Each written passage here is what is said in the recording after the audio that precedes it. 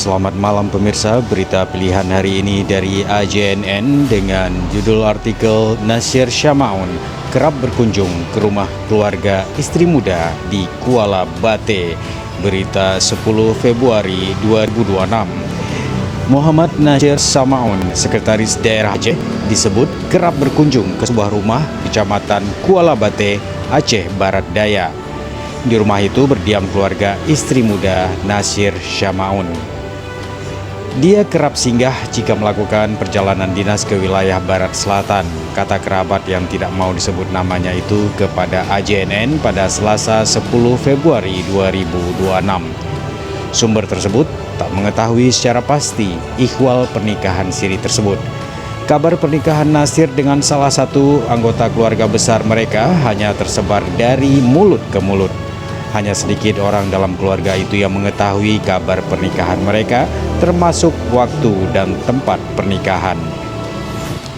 Sebelumnya, Geci Gampung Mulia, Kecamatan Kuta Alam, Banda Aceh, Kurnia Zaid, menerima laporan tentang pernikahan M. Nasir Syamaun dengan warganya. Laporan itu disampaikan kepadanya pada September 2025 silam. Saya diberitahu bahwa mereka, yaitu Nasir dan warga tersebut, menikah secara siri, kata Kurnia Senin lalu. Laporan itu disampaikan oleh salah satu kepala dusun di Gampung Mulia, dan Kurnia sangat berterima kasih atas laporan itu karena 2 bulan kemudian pada November 2025 dia didatangi sejumlah pria yang menanyakan tentang Nasir. Saat itu, kata Kurnia, tamu-tamunya ingin menggerebek rumah keluarga istri Nasir. Tamu-tamu itu menduga Nasir berhubungan dengan warganya itu tanpa menikah. Kurnia lantas menjelaskan status pernikahan Nasir dan tamu-tamu itu akhirnya membatalkan niat mereka.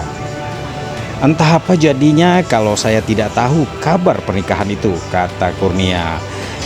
Kepala dusun itu juga meminta agar Kurnia merahasiakan informasi ini dan meminta Kurnia tidak kaget jika mendengar kabar tentang keberadaan Nasir di lingkungan mereka.